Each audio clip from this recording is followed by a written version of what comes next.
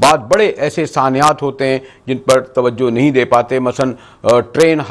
کے حادثے میں آج جو کچھ ہوا، جو سانحہ ہوا، اس میں ابھی تک 21 لوگ ہلاک ہو چکے ہیں، اور حسب روایت یہی ہوا کہ پرائم منسٹر ہاؤس سے آیا کہ 10-10 لاکھ روپے دے دیے جائیں گے، اور پھر ابھی کہتے ہیں کہ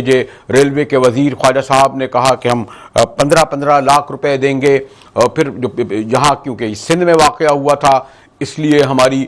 جو پیپلز پارٹی کی قیادت تھی اس نے ذمہ داری وفاقی ریلوے پہ ڈال دی. لیکن یہ جو ریلوے کا سانحہ ہوا ہے، اور جس طرح میں نے کہا کہ یہ اس سے پہلے بھی ہوتے رہے، آج تک یہ معلوم نہیں ہوتا، انویسٹیگیٹ نہیں ہوتا، اسباب نہیں معلوم کیے جاتے. اور جس طرح چاہے اس طرح کے حادثات، سانحات، بلکہ بسوں کے بھی ہم نے دیکھے ہیں، سندھ میں بڑے واقعات ہوئے، اور 30, 40, 50 ابھی میں کچھ اور جگہ بھی سن رہا تھا. لیکن کوئی سوائے اس کے کہ حکومت کی جانب سے 10-10 لاکھ 15-15 لاکھ لوگ آ جائیں. ورنہ ہم نے مہذب متمدن ملکوں میں دیکھا ہے کہ جب اس طرح کا کوئی سانحہ ہو تو متعلقہ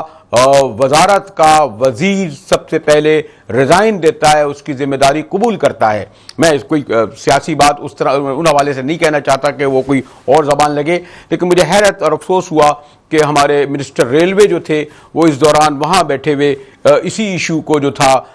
جس کا جواب دینے کے لیے خواجہ آصف بھی تھے، دانیال عزیز بھی تھے، بے شمار لوگ تھے، انہیں رہنے دیتے اور فوری طور پر جو ہے وہ جائے حادثہ پر پہنچتے. اور یہ ٹھیک ہے کہ انہوں نے جو پیسوں کا اعلان کیا، خیر ویسے تو آپ کو علم ہے کہ ایک گھر سے کوئی گزر جائے تو اس کا ازالہ محض پیسوں سے نہیں ہوتا.